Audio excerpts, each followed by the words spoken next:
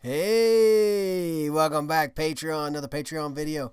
David wanted to know about bait casters. He said he's having a little bit of trouble optimizing his bait caster. Me too, David. Oh, you don't even know. You never tried one. I'm having trouble. Oh, Lord. Anyway, I'll do the best I can on screen to kind of tell you how I do it, but it'd be a lot easier with the reel in my hand. But this will get you started anyway.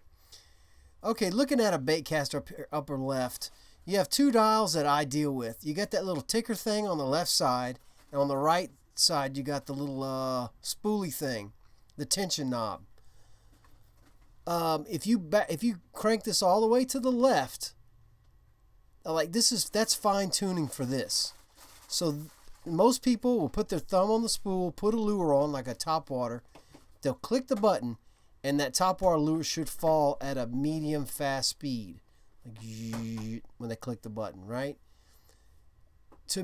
For most people, that is the speed of the spool spinning that's optimal, right? So you click and you tighten this down a little bit more. If the lure's falling too fast, you keep tightening that down till the lure's falling at a medium controlled fast speed. That's a good way to kind of adjust it.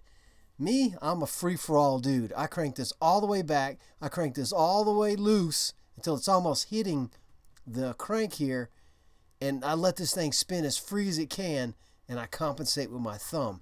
Now that takes a lot of practice because that spool is spinning as fast as it can go, and you kind of have to feather it with your finger.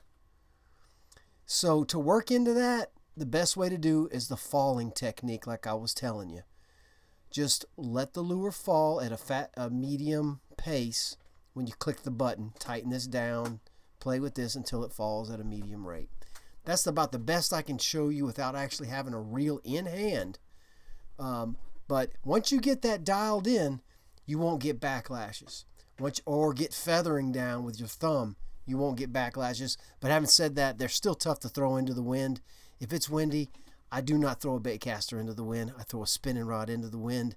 I save the bait casters for downwind throwing, back to the wind drifting, or no wind days. So there you go. That's my story, and I'm sticking to it. I hope that helped, David. I'll have to get out a rod, and we'll cover some more with bait casters later. What?